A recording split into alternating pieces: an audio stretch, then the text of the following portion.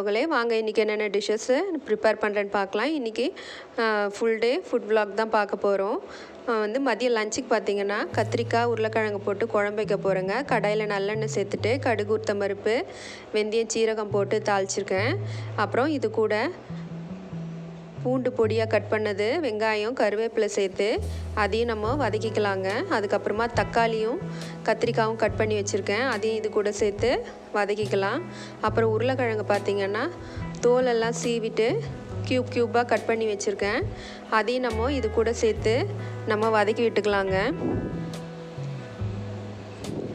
அப்புறம் இந்த குழம்புக்கு தேவையான குழம்பு மிளகாத்தூள், மஞ்சத்தூள், உப்பு, தனியாத்தூள் சேர்த்து வதக்கி விட்டுட்டு நம்ம புளி தண்ணி கரைச்சி வச்சுருக்கோம், அதையும் ஊற்றி இந்த காயெல்லாம் நல்லா வேகட்டும்ன்ட்டு நல்லா கொதிக்க விடலாங்க.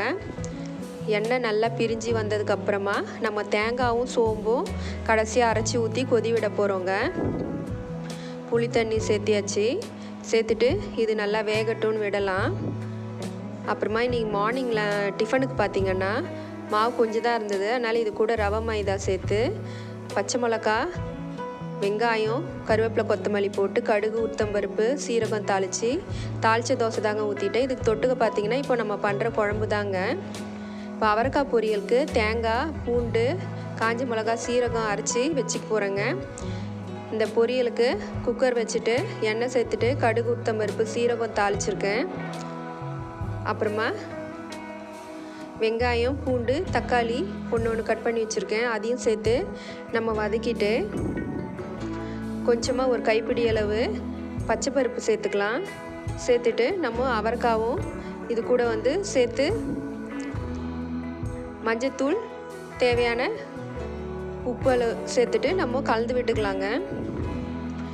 அப்புறமா இது கூட நம்ம அரைச்சி வச்சுருக்கோம் பார்த்திங்களா, அந்த தேங்காய் நல்லா கொரப்பா, நான் காரத்துக்கு வேறு எதுவும் சேர்க்கல, தேங்காய் கூட சேர்த்த காஞ்ச மிளகாய் தான், அதையும் நல்லா நம்ம வதக்கி விட்டுட்டு கொஞ்சமாக 1/4 டம்ளர் தண்ணி ஊற்றிட்டு ஒரு விசில் விட்டு எடுத்துட்டா நம்மளோட அவரைக்காய் பொரியல் ரெடி ஆகிடுங்க. குழம்பு பாருங்கள், காயெல்லாம் வெந்துருச்சு, புளி தண்ணியும் நல்லா சுண்டி நம்ம எண்ணெய் நல்லா மேலே பிரிஞ்சு வந்திருக்கு. இந்த ஸ்டேஜில் தேங்காயும் சோம்பும் அரைச்சி விழுது வச்சுருக்கேங்க. இப்போது இதை சேர்த்து நம்ம கொஞ்சம் கொதி விட்டுக்கலாங்க. நம்ம தேங்காய் கலவை நல்லா கொதிச்சதுக்கப்புறமா கொத்தமல்லி சேர்த்து இறக்குனா நம்மளோட குழம்பு ரெடி ஆகிடுங்க. மார்னிங் டிஃபனுக்கு அதே தாங்க, சாதம் வெடிச்சாச்சுங்க. அந்த தாளித்த தோசைக்கு தொட்டுக்க இந்த குழம்பு ரொம்ப டேஸ்ட்டாக இருக்கும். நம்ம அவரைக்காவும் நல்லா வெந்து வந்துருச்சு பாருங்கள். அவரைக்காய், தேங்காய், பச்சை பருப்பு போட்டு பொரியல் ரெடி ஆயாச்சு. வாங்க நம்மளோட லஞ்ச் பார்த்துக்கலாம். சுட சுட வடித்த சாதம், அவரைக்காய் பொரியல், தேங்காய் பச்சை பருப்பு போட்டது, அப்புறம் தேங்காய் அரைச்சி ஊற்றின உருளைக்கிழங்கு கத்திரிக்காய் குழம்பு, அப்புறமா தயிர் வச்சுக்கலான்ட்டாங்க, ரசம் வைக்கலை. லஞ்ச் பேக் பண்ணியாச்சுங்க. சாப்பாடு, குழம்பு, அவரைக்காய் பொரியல் சேர்த்து. அப்புறம் நைட்டுக்கு பார்த்திங்கன்னா இது பச்சைப்பருப்பு கடையிலும் சப்பாத்தி பண்ண போகிறேங்க. நம்ம பச்சைப்பருப்பு கொஞ்சமாக எண்ணெய், பூண்டு முழுசாக உரித்து போட்டு கொஞ்சமாக பெருங்காயத்தூள் போட்டிருக்கேன். இதுக்கு பச்சை மிளகாய் எதுவும் சேர்க்கலை, பூண்டும் தக்காளி பழம் மட்டும் ஒரு 3 தக்காளி பழம் சேர்த்துருக்கேங்க. சேர்த்து இது ஒரு 2 விசில் விட்டு எடுத்துகிட்டு நம்ம காஞ்ச மிளகாய் தாளித்து கொட்டினா நம்மளோட பருப்பு கடையில் ரெடி ஆகிடுங்க. அப்புறம் இப்போ சப்பாத்திக்கு நம்ம மாவு பிசைஞ்சிக்கலாம். சப்பாத்திக்கு மாவு எப்பயுமே கொஞ்சம் தளர்த்தியாக பிசைஞ்சாதாங்க சப்பாத்தி நல்லா சாஃப்டாக வரும். சுடு தண்ணியும் நம்ம விட்டு பிசைஞ்சிக்கலாம், சாஃப்டாக வரும்.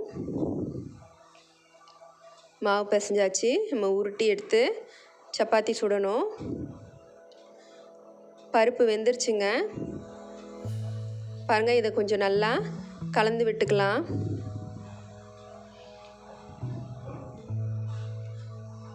இதுக்கு காரம் பார்த்திங்கன்னா நம்மளோட காஞ்ச மிளகா மட்டும்தாங்க, பச்சை மிளகாலாம் எதுவும் சேர்க்கலை. இப்போ கலந்து விட்டாச்சு. இப்போ இதுக்கு தேவையான அளவு உப்பு சேர்த்துக்கலாம். உப்பு சேர்த்துட்டு நம்ம தாளித்து கொட்டிக்கலாங்க.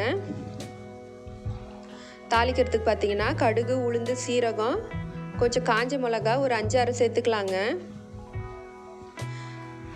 சேர்த்து இப்போ அந்த பருப்பு கூடவே கொட்டிட்டு ஒரு ஸ்பூன் நெய் ஊற்றிட்டு நம்ம கொஞ்சம் கொதி விட்டு இறக்குனா நம்மளோட சப்பாத்திக்கு சைட் டிஷ்ஷான பச்சை பருப்பு கடையில் ரெடி ஆகிடுங்க. சப்பாத்தி நம்ம திரட்டியாச்சு, நம்ம சுட்டு எடுத்துக்கலாங்க. நல்லா அழுத்தி அழுத்தி 2 பக்கமும் எண்ணெய் ஊற்றி நல்லா சுட்ட நம்மளோட சப்பாத்தி நல்லா சாஃப்டாக வரும்.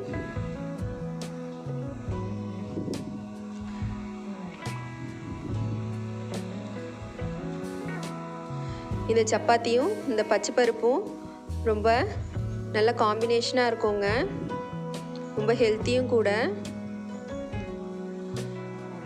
இன்றைக்கி எங்கள் வீட்டில் ஃபுல் டே சமையல், மார்னிங் பிரேக்ஃபாஸ்ட்டு, லஞ்சு, டின்னர் இது தாங்க.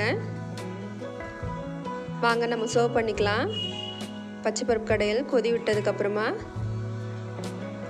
எடுத்தாச்சு. இதோ நம்ம சர்வ் பண்ணிக்கலாம் நம்மளோட சப்பாத்தியும் பச்சை பருப்பு கடையலுங்க.